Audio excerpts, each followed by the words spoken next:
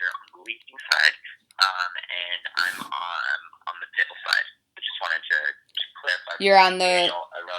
erroneously put us, said in the intro that we were in the same building. Oh, you're in different buildings. Well, different buildings, and yeah, we operate in a different capacity. Like I said, he specializes in the leasing, and I'm on the sales side. Okay. Got it. It would be beneficial, to get 2 cents or whatever they're worth. Yeah, no, that's good. Also, furthermore, the two areas we work in are, Bushwick is very large. So we actually work in 2 different sections of Bushwick. Okay. Which is good, so you can kind of get 2 different ideas of the neighborhood. Yeah. It's not as concise as saying, north side. It's almost comparing north side Williamsburg to east Williamsburg. Got it. Okay, so the person who was just speaking was Daniel, right? Yes. Okay. Okay, I just want to make sure, because when I quote you guys, I hope I might have to confirm with you that I got the right guy. Okay. Okay, so basically, I don't know if you're familiar with the City Living section of AM New York. It's kind of like their real estate section, but it highlights a different neighborhood each week, and talks about, it's a whole spread, and it talks about, there's one main article that talks generally about the neighborhood and its, its history and, what it's like to live there, and that's where you guys will be quoted in that main article.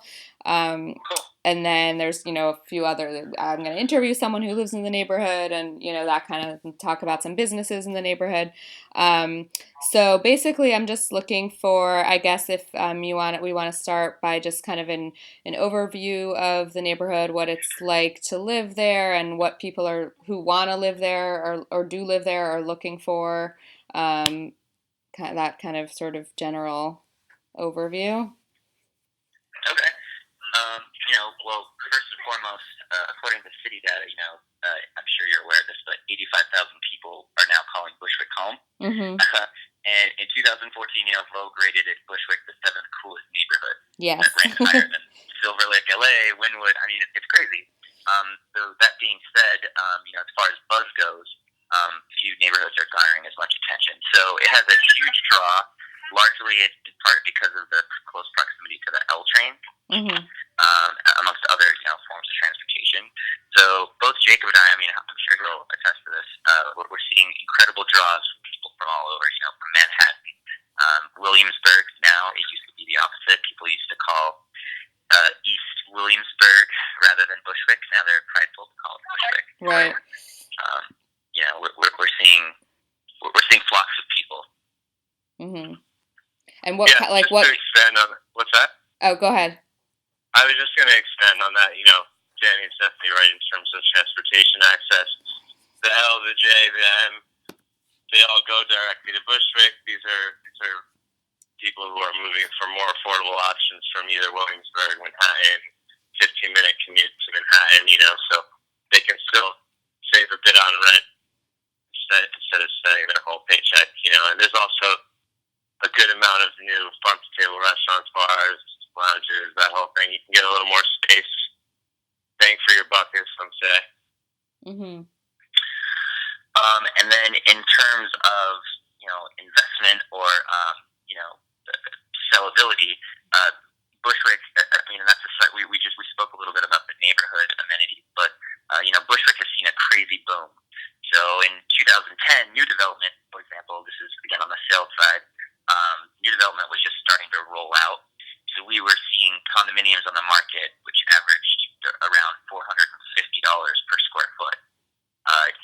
With just as little as 5 years, condominiums have some have nearly doubled, and some have doubled. Buildings like 38 Wilson, for example.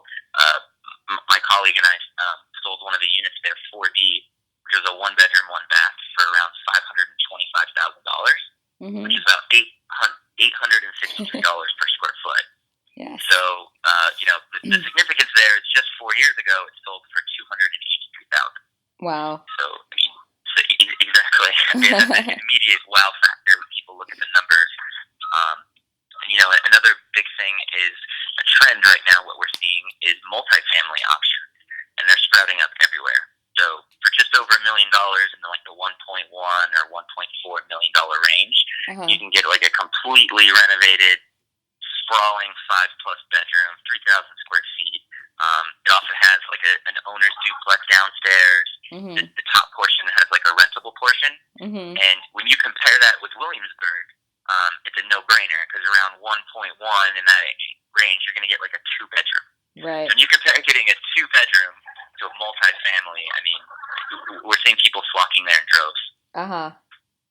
So, what's your typical person that, is either maybe buying and also renting? Like, are these young single people, families, young couples?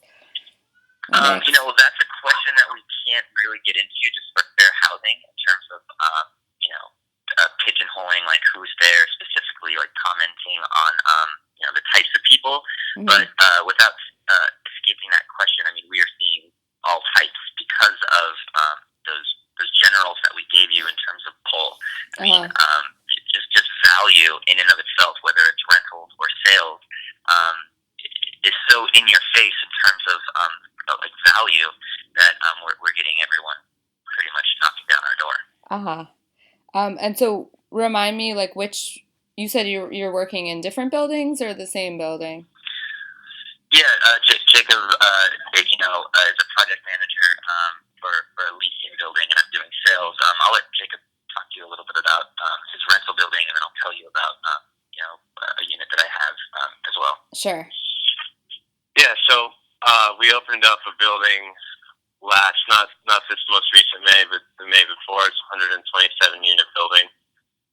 We have been fully occupied. We had several turnover that we've already re-rented, so we've seen no drop in terms of demand. We're getting numbers anywhere from 2,200 to 2,600 for 1-bedrooms. 2 bedrooms spend from 28 to 34, and then we're in that range for 3 beds because a lot of them are converted. We have 3 beds that are going from 33 to 36. And that's right now what they're going for? Yes, that's right now. So This building is a full amenity building. It's unlike many of the others because, first of all, it's size. Second of all, it has full doorman, concierge service, a gym, laundry room, game room, screening room, 2 rooftops. All the amenities are included in the building. So that's kind of a huge draw to a renter to kind of see an affordable option in a full-service building as opposed to paying, that's 2 beds are the price of 1 bed in Williamsburg. So you're getting twice the space at the same value. Mm-hmm. This is a specific example. Of course, there's other buildings that are not fully loaded in terms of amenities, but still have, new full new appliances and renovations. They're going for slightly less because you're not getting the whole package. But this building in particular is kind of driving the market. Mm-hmm. We have buildings of this scale coming up around the Jefferson L train.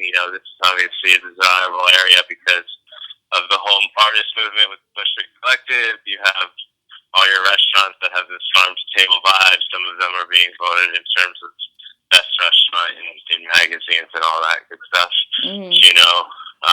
Faro, Northeast Kingdom. Yeah. I'm sure you've heard of these. Yes. There's also a new movie theater opening up. I heard about that. Yeah, bowling alley. It's kind of all exploding at once, which is great. Mm-hmm. And on the condo side, again, we're not really apples to apples. The unit I have called 18th Ward. It's 303-309 Cooper Street. Mm-hmm. That's situated in the divide between Bushwick and Ridgewood. So it's right off the L train on the Wilson stop. And we're fortunate enough to be capitalizing on the local art scene, the nightlife and eateries. But we also recognize that where we are right now, the neighborhood amenities haven't exploded like off the Jefferson and Morgan stop. But that being said, it's a 4-building condo that's comprised of 27 units or studios, 1 bedroom.